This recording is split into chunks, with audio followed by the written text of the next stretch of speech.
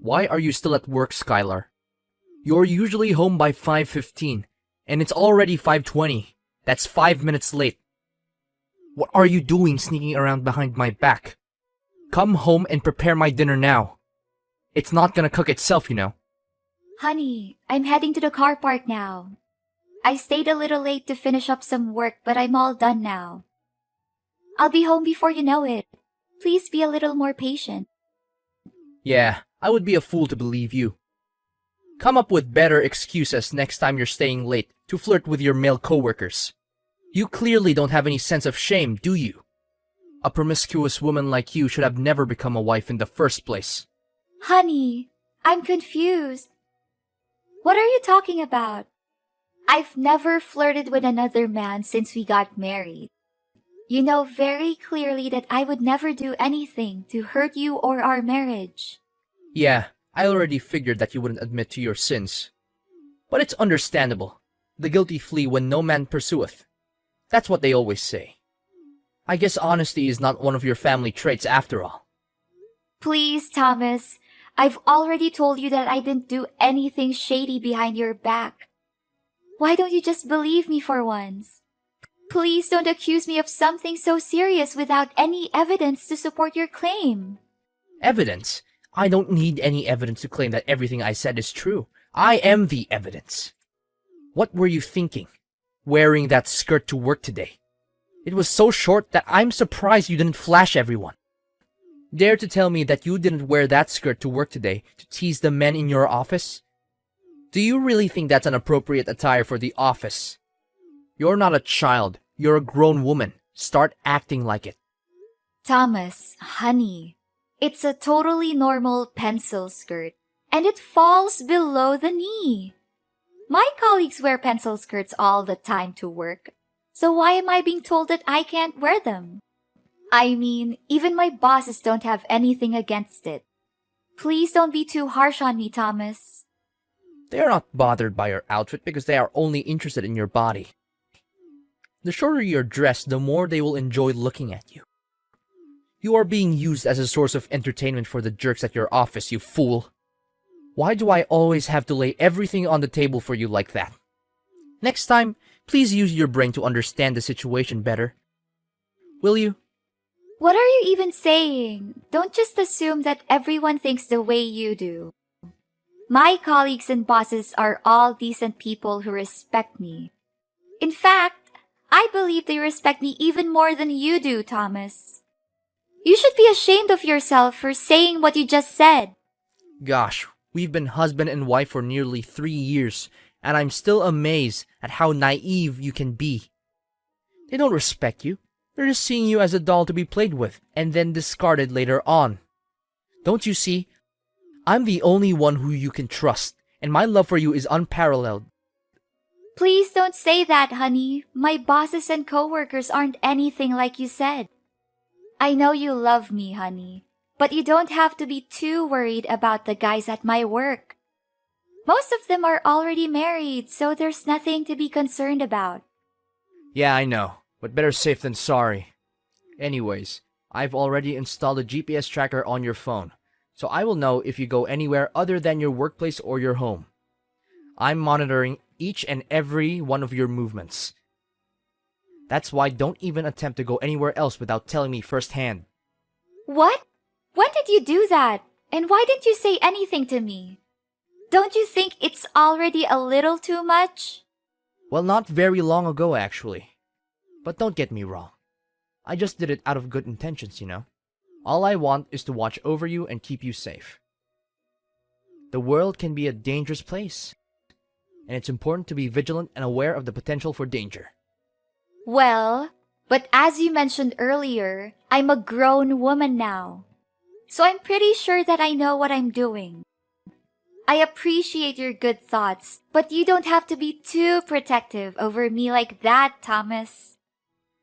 To be honest, it makes me feel like you're invading my privacy. Invading your privacy? How dare you even say that to me? When you're the one who's constantly trying to hit on other guys. I'm just trying to protect you from all the possible threats out there. Especially the sickos who want to take advantage of your naivety. I know, but this is a little too much, baby. The other day I even caught you checking on my mobile and web browser history. I reckon it happened not just one time. I agreed to let you know the passwords and have access to my devices in case of emergency. But please don't use that as an excuse to pry into my personal life.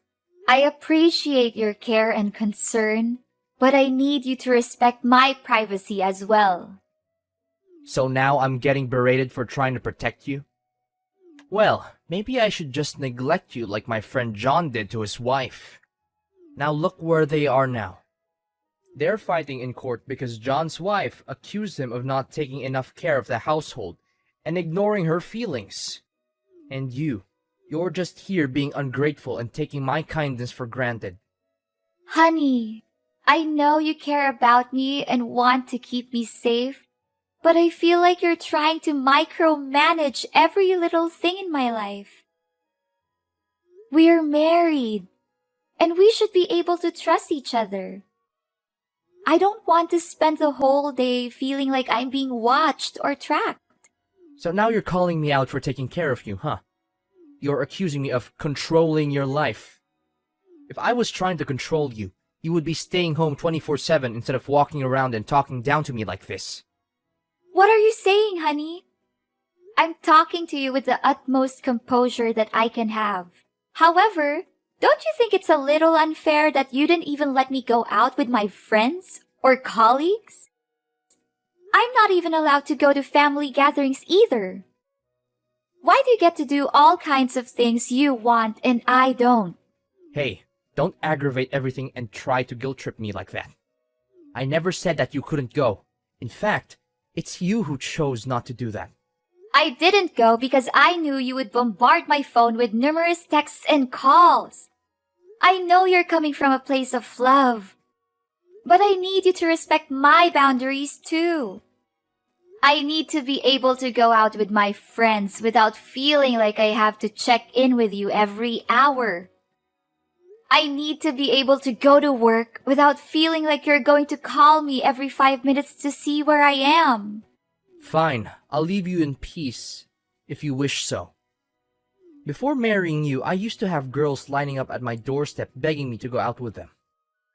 I'm a successful, good-looking business executive who ticks off all the boxes of an ideal man. And you're nothing but an ordinary office clerk. Honestly, I could have left you any minute if I wanted to, but I didn't because I love you. I chose you to be my wife, so you should be more grateful for what you have. Skylar, get home immediately. Explain to me why am I not seeing you at home yet? It's already past 8. Are you gonna leave me here all night waiting for you? Honey, I mentioned earlier today that I'll be attending a farewell party for my former boss who is retiring. It would be totally rude and inconsiderate of me to decline, so I'll be going. I'm sorry, I won't be able to cook dinner tonight. You can order takeout or go out to eat, whichever the case.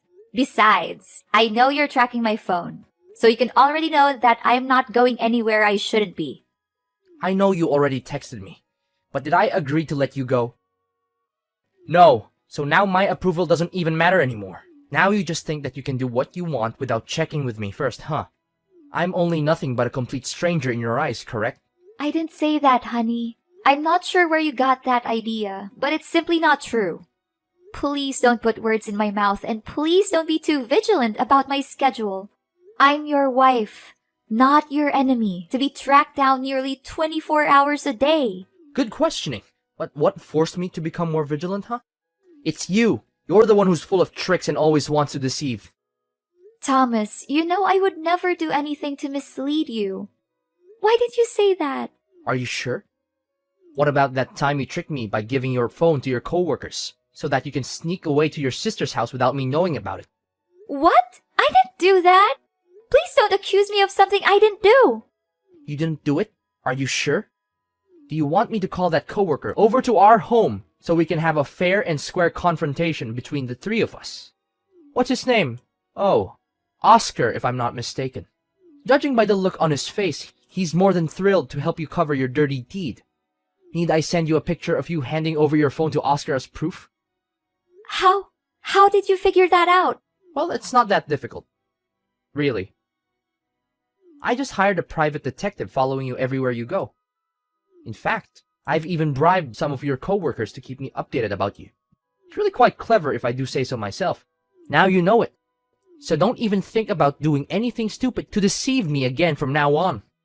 Thomas, I am a grown adult, and I know that I'm allowed to see my sister, parents, or any of my blood relatives without you checking in on me every few minutes.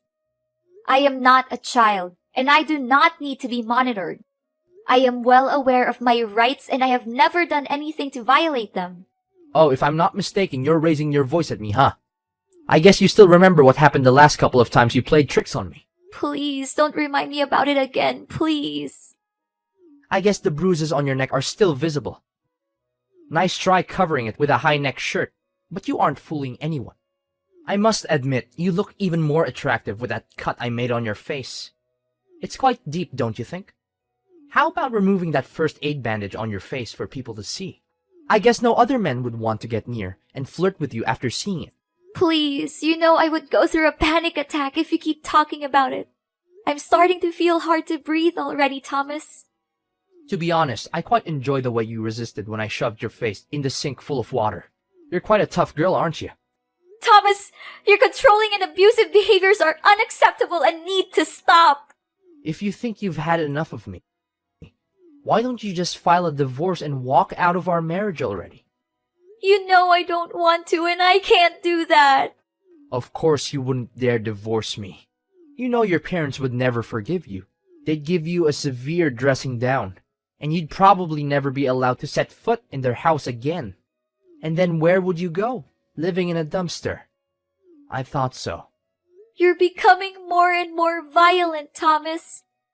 I am your wife, not a possession that you can control or torture whatever way you want. In fact, I am a human being with my own thoughts, feelings, and desires. I deserve to be treated with respect, not like a puppet that you can manipulate. Skylar, after all this, you still insist on denying my immense love for you. I can go to great lengths just to keep you safe from all the bad guys that surround you. Shouldn't you be happy about that? Listen, I know that I can be a bit overprotective sometimes, and I'm sorry for that. But it's only because I treasure you so much. I can't even imagine my life without you. So can you please just be a docile wife and do everything I tell you? Well, I'm happy that you're able to recognize your own mistake. I'm just hoping you can become less abusive and be a good husband in the strict sense of the word, so that we don't have to argue about this again. One more thing, please stop ringing up my phone. I'll be home by 10 p.m. Sure, you have my words, darling. You know I love you more than anything in the world. Skylar, you aren't working today, but you're not at home either. What is this all about? Explain to me right now, or else I won't promise that you'll be safe and sound when you get home. Thomas, don't you remember? My company organized a picnic today. I'm on my way to the picnic site to lend a hand in the preparations for the event.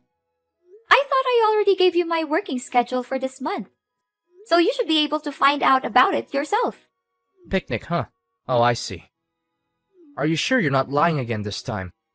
Listen, I don't want to get tough with you, but if I find out that you've been up to something behind my back again, I'll make sure that you'll regret it for the rest of your life. I know, Thomas. I'm well aware of that. I'm sorry for disobeying you the last couple of times. But all I wanted was a little bit of fresh air, you know? Our marriage has become more and more like a burden to me. Look, honey, I'm so sorry if I make it feel that way to you. I promise I'll change for the better. Only if you agree to do as I tell you, and no questions asked. I know I can be a bit overprotective, but you have to admit, you've been living the life of luxury since we got married. I've given you everything you could ever want, from designer clothes and jewelry to a fleet of luxury cars. What more could an ordinary girl like you ask for? Yes, I got it now. I'll strictly follow whatever you say from now on. But I would appreciate it if you would talk to me in a more reasonable way. That's my good girl.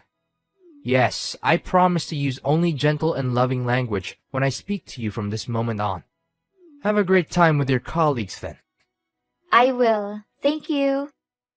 One more thing. Don't talk with Oscar. I know that he doesn't have good intentions towards you. In fact, his eyes were glued to your chest every time he looked at you, which even further claims that he's nothing but a perv. I only met him one time, and I already dislike him. Don't say such a thing about Oscar. He's a good person, honey. He helped me a lot of times with my work. Besides, he's also a technology geek. I reckon his one and only interest is developing software day in and day out. But are you really okay to let me go on a picnic like that? Yeah, sure, why wouldn't I? I told you last time that you'll have more freedom to do the things you like, didn't I? So you did change after all. I'm so proud of you. I promise you that I'll be home as soon as possible. Love you, hon.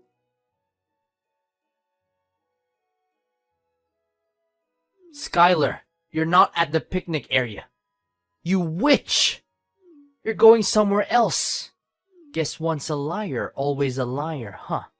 I knew that I could never trust a promiscuous broad like you. What are you saying, Thomas? I'm at the picnic site. Did you check your tracking app? How could I even trust that stupid app anymore? You're just gonna hand your phone to someone else and ask them to bring it along to the picnic site?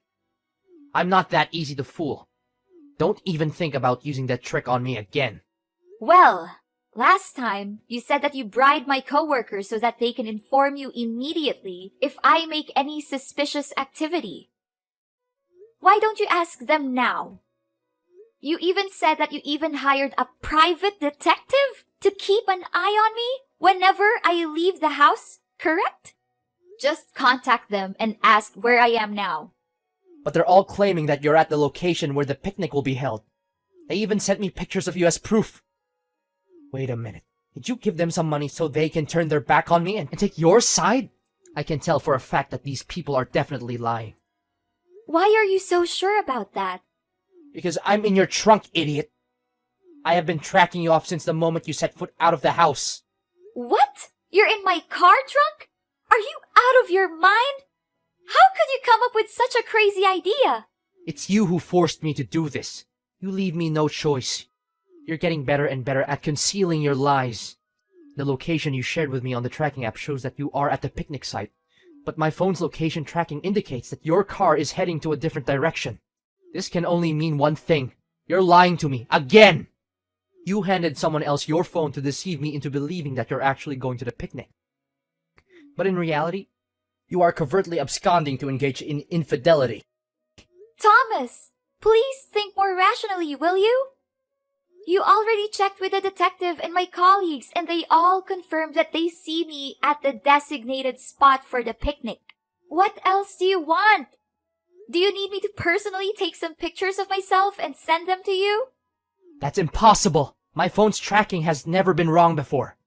But how can you drive the car and be at the picnic at the same time? Something is definitely out of place.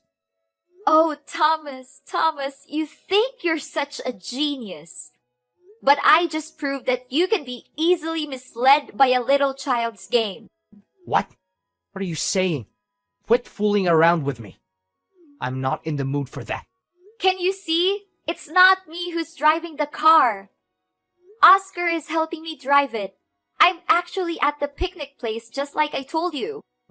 I knew you pretended to go to work, but in reality you were hiding in my car trunk to follow me around. That's why I called Oscar over and asked him to replace me and drive my car. After that, I used Oscar's car to drive to the picnic location. Great plan, isn't it? You what? How did you figure out that I was in your car trunk? That's impossible. I'm sure I covered my tracks very carefully. I even erased every possible trail. Thomas, this time it's your own skepticism that betrayed you. Do you remember the last time you demanded a couple pictures of myself to prove that I was at the company? Oscar helped me attach a spyware to that file. When you downloaded the file on your phone, the spyware allows me to access your phone's GPS and track your location. That's how I found out about you hiding in my car trunk. What? So you've been spying on me this whole time? That's unacceptable. Do you know what's even more interesting, Thomas? Oscar is driving you directly to the police station. I'm not afraid of you anymore. You will soon be held accountable for your crimes. What crime? I haven't done anything wrong. The scars and bruises on my body are a testament to your violence. Not only that, the emotional damage you inflicted on me is just as real as the physical damage. You loved me so much that you tortured me and treated me like a possession. Honestly, it disgusts me every time you say that you love me. Tell your friend to stop the car and let me out. I'm not kidding. I'll make you pay a heavy price for double-crossing me. Forcing someone to go to the police station is a crime, you know. Fine. I'll tell Oscar to let you out of the car trunk. In the end, we just wanted to frighten you a little bit. But I advise you to prepare for our next meeting, which will take place in a court of law, of course. You may get away with this now, but you will not be able to escape what is coming for you next. For a long time, Thomas was verbally and physically abusive towards me. I had tried to leave him several times, but he always found a way to manipulate me into coming back. With the help of Oscar, I finally gathered the strength to leave Thomas for good. I filed for divorce and pressed charges against Thomas for domestic abuse. The trial wasn't easy, but I was determined to tell my story. I testified about the years of abuse I had suffered, and I even showed the jury the scars that Thomas had left on my body. In the end, the jury found Thomas guilty, and he was sentenced to prison. After years of living in fear of Thomas, I am now completely free. Oscar has been a great help in my journey to heal from past trauma. He showed me how to open up again, to let go of Thomas' dreadful words and actions, which once haunted me every time I closed my eyes. I'm very pleased to announce that I am now happily married to Oscar. We have 2 children together, and we are a strong and loving family. I hope to become an inspiration to other survivors of domestic abuse, because I know firsthand that it is possible to overcome abuse and find happiness.